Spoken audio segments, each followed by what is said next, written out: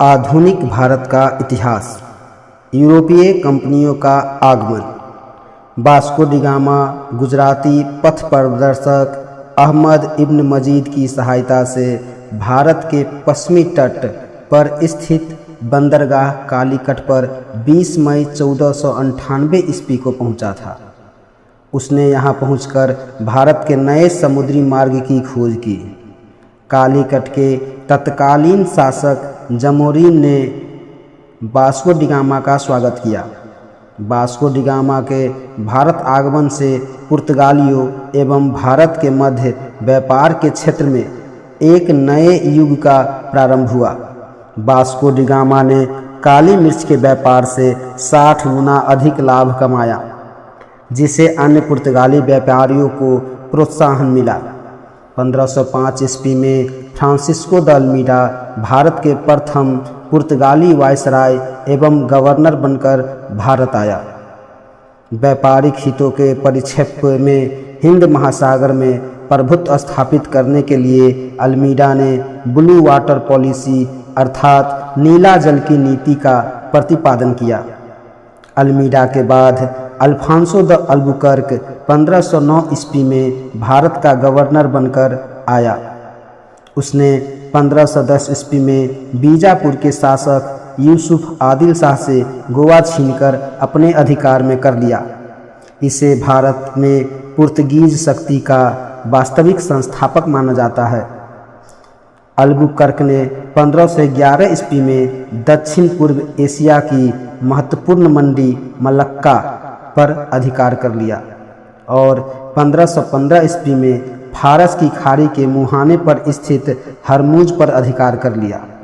Albuquerque के बाद प्रमुख गवर्नरों में से एक नीनो डी कून्हा था। 1529 से 1538 तक गवर्नर रहा। पुर्तगाली यात्री वास्को डी गामा ने भारत के मार्ग की मूलतः इटली निवासी तथा स्पेन द्वारा वित्त पोषित यात्री कोलंबस ने अमेरिका की खोज की। ब्रिटेन के कैप्टन कुक ने ऑस्ट्रेलिया की खोज की तथा हॉलैंड के एबल तस्मान ने वान डीमंस लैंड वर्तमान तस्मानिया तथा न्यूजीलैंड की खोज की थी। पुर्तगालियों के भारत में प्रथम दुर्ग का निर्माण अल्फांसो द अल्बुकर्क ने किया था। इस समय अल्बुकर्क भारत का गवर्नर नहीं था। 1503 ईस्वी में कोचीन में अल्बुकर्क ने इसका निर्माण कराया था। अंजी द्वीप एवं कन्नूर वर्तमान कन्नूर में पुर्तगालियों का दुर्ग का निर्माण फ्रांसिस्को द अल्मीडा द्वारा 1505 ईस्वी में कराया गया था। मध्यकाल में सर्वप्रथम भारत से व्यापार संबंध स्थापित करने वाले पुर्तगाली थे। भारत में यूरोपीय व्यापारिक कंपनियों के आगमन का क्रम इस प्रकार है। सबसे पहले पुर्तगीज, डच, अंग्रेज, डेन और फ्रांसीसी भारत आए थे। भारत में पुर्तगाली सबसे पहले 1498 ईस्वी में आए और सबसे अंत में वर्ष 1961 में वापस गए।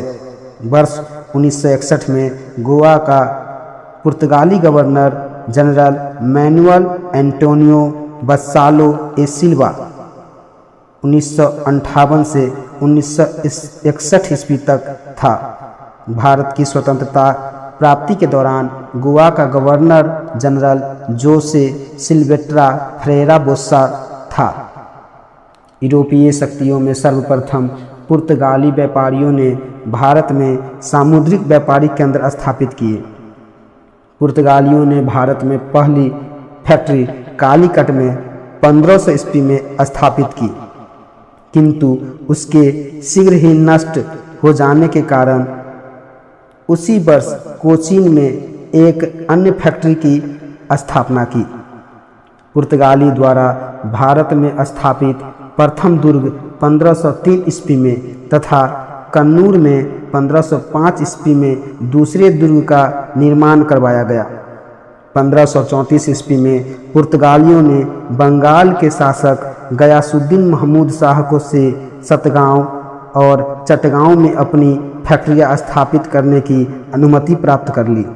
पुर्तगालियों द्वारा हुगली को बंगाल की खाड़ी में समुद्री लूटपाट के अड्डे के रूप में इस्तेमाल किया जाता था। 1632 में मुगल बादशाह शाहजहां ने हुगली में पुर्तगाली बस्ती को पूरी तरह से नष्ट कर दिया और 1000 से अधिक पुर्तगाली निवासियों को बंदी बना लिया। कासिम बाजार की फैक्ट्री के प्रमुख जॉब चार्नक ने अंग्रेजों के व्यापार केंद्र के लिए हुगली के स्थान पर सूतानती अथवा सुतनौती को चुना। कोच्चि या कोचीन 1814 ईस्वी में ब्रिटिश उपनिवेश के तहत शामिल हुआ।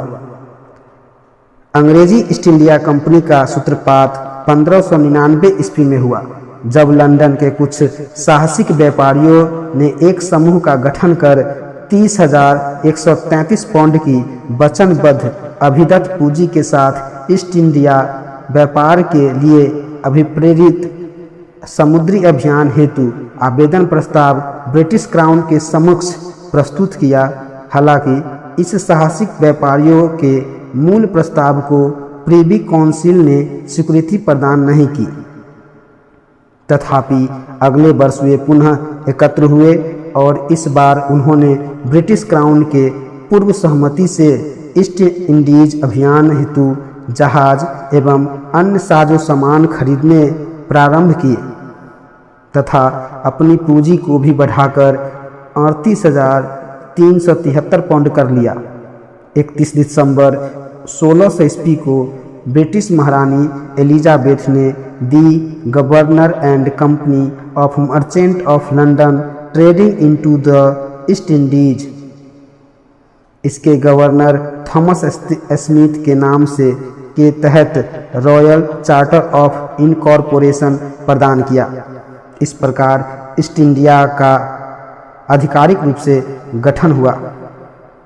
इस दौरान भारत का बादशाह अकबर 1556 से 1605 ईस्वी तक था। लीवेंट कंपनी को 1592 ईस्वी में स्थल मार्ग से भारत से व्यापार करने का अधिकार पत्र प्राप्त हुआ था।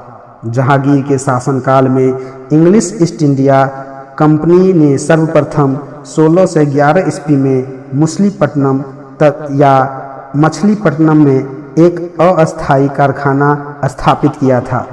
1613 ईस्वी में सूरत में स्थापित कारखाना अंग्रेजों का प्रथम अस्थायी कारखाना था। सूरत में डचों द्वारा फैक्ट्री 1616 ईस्वी में जबकि फ्रांसीसियों द्वारा 1668 ईस्वी में स्थापित की गई थी। थॉमस वेस्ट नामक अंग्रेज अधिकारी ने पुर्तगालियों को स्वाली के स्थान पर हराया था। 1662 ईस्वी में इंग्लैंड के सम्राट चार्ल्स द्वितीय का विवाह पुर्तगाली की राजकुमारी कैथरीन से होने पर चार्ल्स द्वितीय को बम्बई उपहार के रूप में प्राप्त हुआ था, जिसे उन्होंने 1668 ईस्वी में 10 पाउंड वार्षिक किराए पर ब्रिटिश ईस्ट इंडिया कंपनी को दे दिया। बम्बई के अंग्रेज गवर्नर जॉन चाइल्ड ने 1688 ईस्वी में बम्बई और पश्चिमी समुद्री तट के मुगल बंदरगाहों को घेर डाला तथा मक्का जाने वाले हज यात्री को बंदी बनाने का प्रयास किया। फलस्वरूप उसे अंग्रेज औरंगजेब ने भारत से निष्कासित करने का आदेश दिया था। कर्नाटक का प्रथम युद्ध 1746 से 48 ईस्वी तक। ऑस्ट्रिया के उत्तराधिकार युद्ध जो 1740 ईस्वी में प्रारंभ हुआ था का विस्तार मात्र था। गृह सरकारों की आज्ञा के विरुद्ध ही दोनों दलों ने अर्थात अंग्रेज एवं फ्रांसीसी में 1746 ईस्वी में युद्ध प्रारंभ हो गया। अंग्रेज कैप्टन बर्नेट ने नेतृत्व में अंग्रेजी सेना द्वारा कुछ फ्रांसीसी जहाज़ों पर अधिकार कर लिया। यह युद्ध का तत्कालिक कारण था। प्रथम कर्नाटक युद्ध के समय ही कर्नाटक के नवाब अनबरुद्दीन ने महफूज खां के नेतृत्व में 10,000 की भारतीय सेना को फ्रांसीसियों पर आक्रमण करने के लिए भेजा। कैप्टन पैराडाइज के नेतृत्व में फ्रांसीसी सेना ने अडियार नदी पर स्थित सेंट थोमे नामक स्थान पर नवाब की सेना को पराजित कर दिया। यूरोप में इस युद्ध बंद होते ही कर्नाटक का प्रथम युद्ध समाप्त हो गया। एक्स्ला-शापेल की संधि 1748 ईस्वी से ऑस्ट्रिया के उत्तराधिकार युद्ध समाप्त हो गया तथा मद्रास अंग्रेजों को पुनः प्राप्त हो गया। डुप्ले ने पहली बार वे हथकंडे प्रयोग किए जो भारत को जीतने के लिए अंग्रेजों के मार्गदर्शन बने। ये डुप्ले ही था जिसे पहली बार यूरोपीय सेना को भारतीय राज दरबारों में भारतीय व्यय पर नियुक्त किया, जिसने पहली बार यूरोपीय हितों के लिए भारतीय राजनीति में हस्तक्षेप किया था तथा भारत में यूरोपीय साम्राज्य की नींव रखी। लुई 14वें के मंत्री कोलबर्ट द्वारा 1664 ईस्वी में फ्रेंच ईस्ट इंडिया कंपनी की स्थापना हुई, जिसे फ्रांसीसी में कैप्टन फ्रैंकाइज पोरले कॉमर्स दे इंडेस ओरिएंटलेस कहा गया। फ्रांसीसी कंपनी का निर्माण राज्य द्वारा हुआ था और राज्य ही इसका सारा खर्च देता था। 1667 ईस्वी में फ्रैंकोइस केरो के नेतृत्व में एक अभियान दल भारत के लिए रवाना हुआ, जिसने 1668 ईस्वी में सूरत में अपने पहले व्यापारिक कारखाने की स्थापना की। मरकारा गोलकुंडा के सुल्तान से एक अधिकार पत्र प्राप्त कर 1669 ईस्वी में मुसलीपट्टनम में दूसरी फ्रांसीसी कोठी स्थापित की। डचों ने प्रथम फैक्ट्री की स्थापना मुसलीपट्टनम में की थी। डचों की बंगाल में पहली कंपनी पिपली में 1627 ईस्वी में स्थापित हुई। इसके कुछ ही दिनों बाद डच पिपली से बालासोर चले गए, परंतु बंगाल में डचों का व्यापार सही ढंग से 1653 ईस्वी से शुरू हुआ, जब उन्होंने चिंसूरा में अपनी कंपनी स्थापित की। चिंसूरा के डच किले को गुस्ताबूस फोर्ट के नाम से जानते थे। यूरोपवासियों को सर्वोत्तम सोरा और हफीम बिहार से प्राप्त होता था। अंग्रेजी शासनकाल में बिहार हफीम उत्पादन हेतु प्रसिद्ध था। भारत में यूरोपीय शक्तियों के आगमन का क्रम इस प्रकार है।